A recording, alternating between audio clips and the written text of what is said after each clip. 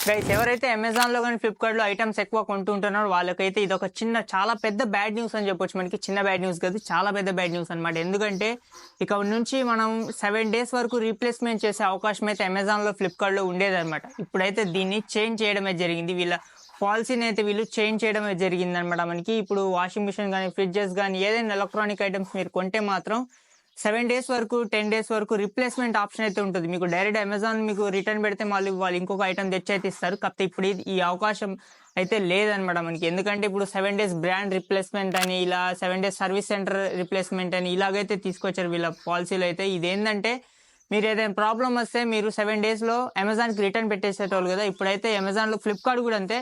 ఇప్పుడైతే ఆ అవకాశం అయితే లేదనమాట మనకి. డైరెక్ట్‌గా మనమే వెళ్లి 7 డేస్ లోపు సర్వీస్ సెంటర్ మన దగ్గరలో ఉన్న సర్వీస్ సెంటర్‌కైతే వెళ్లి రీప్లేస్‌మెంట్ చేసుకోవడమా, లేకపోతే ఏదైనా మేజర్ ప్రాబ్లమ్ వస్తే వీళ్ళు రీప్లేస్ చేస్తారు. ఏదైనా లేకపోతే రిపేర్ చేసేది ఇస్తారనమాట మనకి. ఇలాగైతే వీళ్ళు పాలిసీని అయితే చేంజ్ చేయడమే జరిగింది. మీకు కొన్ని బ్రాండ్స్ ఉంటాయి. మీకు అసలు బ్రాండ్ అసలు సర్వీస్ సెంటర్స్ యాడ్ ఉన్నాయో కూడా మనకి కొన్ని అయితే తెలవదనమాట. మనకి ఫ్రిడ్జెస్ గాని, వాషింగ్ మిషన్స్ గాని అన్నిటికైతే వర్తిస్తుందనమాట. ఇది వచ్చేసరికి బ్రాండ్ రీప్లేస్‌మెంట్ అనైతే వీళ్ళు అమెజాన్‌లో అయితే చెప్తున్నారనమాట మనకి. ఫ్లిప్‌కార్ట్ కూడా సేమ్ అంతే. మీరు సర్వీస్ సెంటర్‌కైతే వెళ్లి రీప్లేస్‌మెంట్ అయితే చేసుకోవాల్సి ఉంటుందనమాట. ఇది చాలా పెద్ద బ్యాడ్ న్యూస్ అని చెప్పొచ్చు. మీకు ఆఫ్‌లైన్‌లో సేల్స్ ఇప్పుడు దీనివల్ల పెరిగే అవకాశం అయితే 100% అయితే ఉందనమాట మనకి. ఇప్పుడు మనం ఆఫ్‌లైన్‌లో కాబట్టి మనకి చూసి మనం మంచిగున్న ప్రొడక్టే తీసుకుంటాం కాబట్టి ఆన్‌లైన్ ఒక్కోసారి చాలా డిఫెక్టివ్ ఐటెమ్స్ అయితే వస్తూ ఉంటాయన్నమాట మనకి. వాటిని రీప్లేస్ చేయాలంటే మాత్రం ఇప్పుడు వాషింగ్ మిషన్స్ కొంటూ ఉంటాం. వాటిని ఇంత పెద్దగా మనం లోడ్ తీసుకోబోయి సర్వీస్ సెంటర్ ఎక్కడుందో లేదో మనకి అసలు తెలియదు గూడా. మనకి పల్లెటూరులో ఉంటాం. అలాంటిది వేరే ఊర్లలో మనకి సర్వీస్ సెంటర్ యాడుందో తీసుకుపోయి మనమైతే రీప్లేస్‌మెంట్ అయితే జేసుకోవాలి. ఇది చాలా పెద్ద మేజర్ ప్రాబ్లమ్ అని జెప్పొచ్చు మనకి.